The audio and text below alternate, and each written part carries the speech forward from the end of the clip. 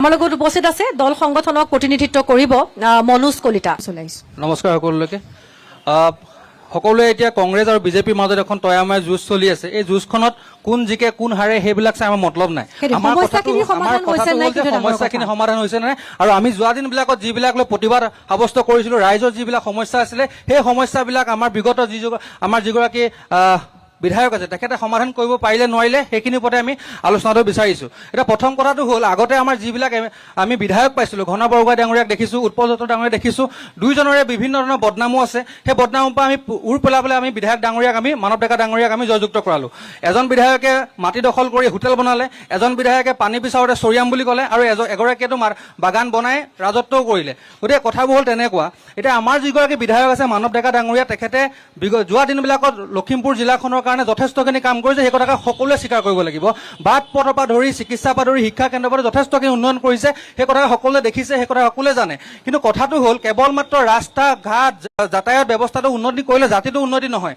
জাতিটো উন্নতি হ'বৰ কাৰণে চৰকাৰখনে যি ধৰণে কথা কৈছিলে, জাতি মাটি ভেটি সুৰক্ষা কৰিম বুলি, কিন্তু সেই কথা কিন্তু তেখেতসকলে এই চৰকাৰখনে কোনো এটা পদক্ষেপ নকৰিলে। আপুনি চাব, 6 জনগোষ্ঠী জনজাতিকৰণ চৰকাৰখনে কেৱল আলোচনা কৰিলে।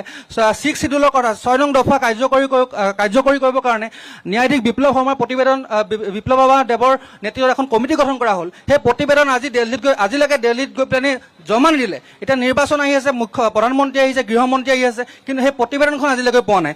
এতিয়া দ্বিতীয় কথাটো হ'ল যে কৃষি কথা কৈ আছে। কৃষি কথাটো কৈ আছে যে আজি কিছুদিন আগতে দেশৰ প্ৰধানমন্ত্ৰীয়ে দুটাকৈ অভিলাষী আঁচনি আমাৰ অসমলৈ দিছিলে, ৰাজ্য চৰকাৰলৈ দিছিলে। 450 কোটি টকাৰ সৌৰ চালিকা আৰু বিদ্যুৎ টিউবেল দুটা প্ৰজেক্ট দিছিলে, আৰু তাৰ আঁচনি দুটা আছিলে সাৰ খেতকৈ পানী আৰু কৃষি সিঁচাই যোজনা। এই দুটাত 1669টা টিউবেলৰ কাৰণে তেখেতসকলে পুঁজি আবণ্টন কৰিছিলে। দুৰ্ভাগ্যজনক কথাটো হ'ল যে 90% আপোনাৰ কাম সম্পূৰ্ণ নহ'ল, যাৰ কাৰণে লখিমপুৰ জিলাত 13,447 হেক্টৰ ভূমি খৰাং হ'ল, আৰু কৃষকে খেতি কৰিব নোৱাৰিলে। সেইটো আটাইতকৈ দুৰ্ভাগ্যজনক কথা। আৰু তৃতীয় কথাটো হ'ল, এইখন চৰকাৰে আমাৰ অসমীয়া ভাষাটোক ধ্ৰুপদী ভাষাৰ মৰ্যাদা দিলে, তাৰ কাৰণে আমি নৰেন্দ্ৰ মোদী ডাঙৰীয়াক, হিমন্ত বিশ্ব শৰ্মা ডাঙৰীয়াক ধন্যবাদ জনাইছোঁ। তাৰ লগতে এটা কথা ক'ব লাগিব যে ভাষাটো যদি শক্তিশালী হৈ থাকিবলগীয়া হয়, তেতিয়া জাতিটো শক্তিশালী হৈ থাকিব। এইখন চৰকাৰৰ দিনতে 2025 চনৰ ভিতৰতে 3071খন চৰকাৰী মাধ্যমৰ ভাষা বিদ্যালয় বন্ধ কৰি দিয়া হ'ল একত্ৰীকৰণৰ নামত। তাতকৈ দুৰ্ভাগ্যজনক কথা একো নাই। কিন্তু তাৰ লগতে কিন্তু আপুনি যদি ৱাইন শ্বপৰ যদি সংখ্যা চাই, বৃদ্ধি কৰা হৈছে, কিন্তু বিদ্যালয় বন্ধ কৰি দিয়া হৈছে। সংখ্যা কমিছে আৰু ৱাইন শ্বপৰ সংখ্যা বাঢ়িছে বুলি আপুনি আৰু এটা কথা ক'ব লাগিব, মই কৈ লওঁ, যিহেতু আমি লখিমপুৰ বিধানসভা সমষ্টি, আমাৰ বিভিন্ন স্থানত আমাৰ যুৱক যুৱতীসকল কেৰালা বেংগালুৰুত গৈ পানি কৰ্মসংস্থাপন কৰিবলগীয়া হয়। মুখ্যমন্ত্ৰী আজি কিছুদিন পূৰ্বে কৈছে যে 50জনকৈ মাহেকত 50জনকৈ যুৱকৰ মৃত্যু হ'বলগীয়া হৈছে। কিন্তু আৰু তেখেতসকলে এডভান্টেজ আছাম কৰিছিলে, চমক সৃষ্টি কৰিলে। এডভান্টেজ আছামৰ জৰিয়তে কিন্তু কি উদ্যোগ আনিলে, কিমান নিবনুৱা সংস্থাপন হ'ল, সেই কথাষাৰ কিন্তু কোনো ক'ব নোৱাৰে। কিন্তু কেন্দ্ৰীয় চৰকাৰৰ যিটো ক্ষুদ্ৰ মজলীয়া বিভাগ মন্ত্ৰালয় আছে, তাৰ যিটো সমীক্ষা, তাৰ সমীক্ষা মতে আমাৰ অসমত 2,10,981টা কিন্তু ক্ষুদ্ৰ উদ্যোগ বন্ধ হৈ গ'ল। এই কথা কিন্তু আলোচনা হ'ব লাগে। বান সমস্যাটোৰ কথাও ওলাইছে, শিক্ষাৰ কথাখিনি ওলাইছে। নহয়, আচলতে তেখেতক মই জনাব বিচাৰোঁ, যিহেতু তেওঁ খিলঞ্জীয়াসকলৰ স্বাৰ্থ সুৰক্ষিত কথা কৈছে, পোনপ্ৰথমবাৰৰ বাবে অসমৰ ইতিহাসত 70 বছৰে কংগ্ৰেছে ৰাজত্ব কৰাৰ পিছত পোনপ্ৰথমবাৰৰ বাবে ডক্টৰ হিমন্ত বিশ্ব শৰ্মা ডাঙৰীয়াৰ নেতৃত্বত খিলঞ্জীয়াক তেখেতৰ ভূমিৰ সুৰক্ষাৰ বাবে, খিলঞ্জীয়া অস্তিত্ব সুৰক্ষাৰ বাবে কাম কৰা হৈছে। অসমৰ বেদখলকাৰী ভূমিসমূহ চেষ্টা কৰা হৈছে। বেদখল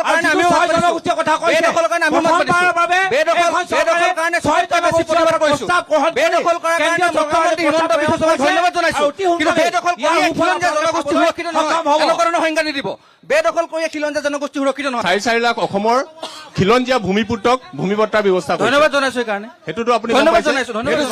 কিন্তু অসমীয়া মানুহক কেৱল হিতাধিকাৰী আঁচনি বনাই কিন্তু আপুনি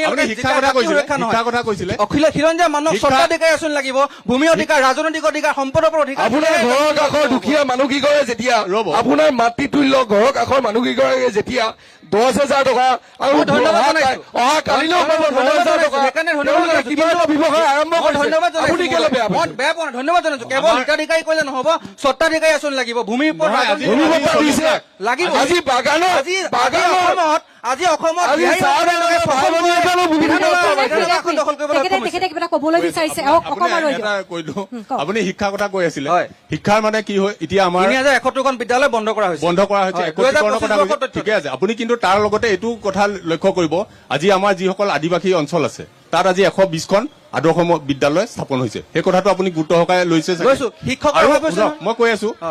আমাৰ যিসকল নতুনকৈ এতিয়া 1,60,000 যিটো নিযুক্তি আছে তাত শিক্ষা ক্ষেত্ৰত যথেষ্ট শিক্ষকক নিযুক্তি দিয়া হৈছে। আজি মই ঘুণাসুতিৰ আজি অঞ্চলৰ পৰা আহিছো।